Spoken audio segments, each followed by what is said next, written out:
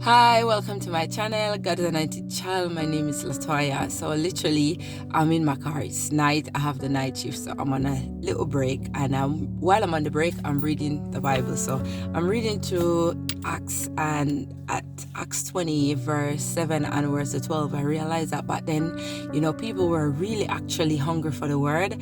And it just actually reminded me back then when we used to go to people, as I was Jehovah's Witness, we used to go to witness and people were like, I don't want no one to preach me to death. And we just, brush it off literally. Didn't understand what that slang was. But, we used to go to some other church now, and that is not Jehovah's Witness because we are young.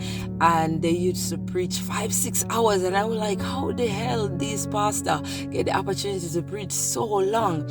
But anyway, because there was food at the end, we stay out. Even though some of us would fall asleep, we would stay so we could have food in the end. So anyway, let me read from verse 7 before I continue. So it's quite late and it's dark, so if you hear me scrambling, just bear with me. So it said from verse 7, it said, now on the first day of the week, when the disciples came together to break bread, Paul, ready to depart to the next day, spoke to them and continued his message until midnight. There were many lamps in the upper room where they were gathered together, and in a window sat a certain young man named Ephesus, who was sinking into deep sleep. He was overcome by sleep, and as Paul continued speaking, he fell down from the third story and was taken up dead. Wow. Now Paul went down, fell on him, and embraced him, said, Do not trouble yourself, for his life is in him. Now when he had come up and broken bread and eaten and talked a long while, even till daybreak, he departed. And they brought the young man in alive, and they were not a little comforted. So you could see that he wanted the word. He literally, as much as he was tired and sleepy, he listened throughout until he fell over to the third story. You can see as well that, as when you're in the presence of God and your heart is right. I can't say for now, but I know back then literally how Paul went down, and by the glory of God, the man, they said he died, but with the fact that Paul anointed and everything fell on him, and life came back in him, and the people, he was there that he could see. He didn't have concussion. You could see that he ate and everything, because if he had a concussion, obviously he would be throwing up and stuff like that.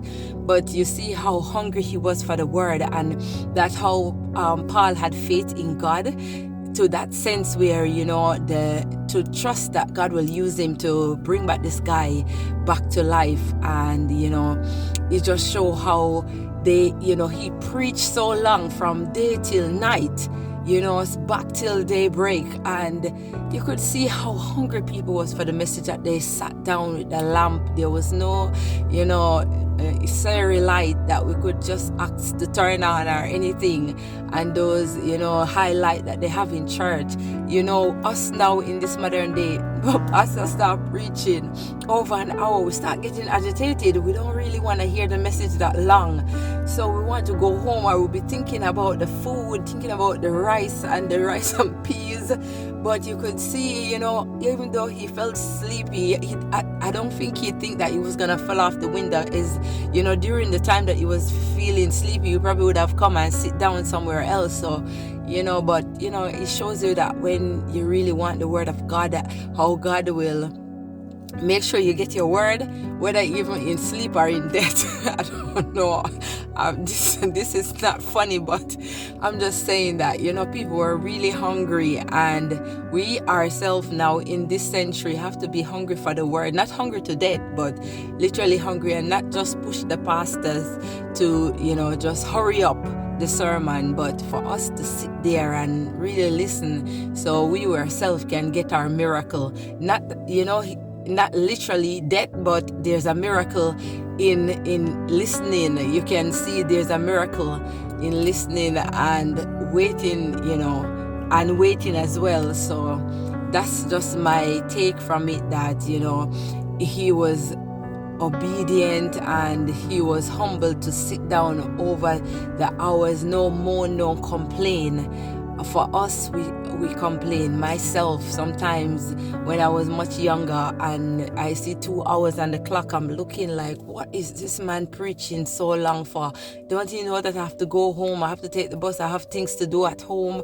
My mind will be running up and down, not taking in the word of God. And you just see that, we can't take the word of God for granted, because people die for listening to the word and much more heinous things. They die for the word and not even being resurrected back to life and can give a testimony or anything like that. And to say they drop from trees to floor and no concussion and no broken bones, you see, that was just utterly a big miracle.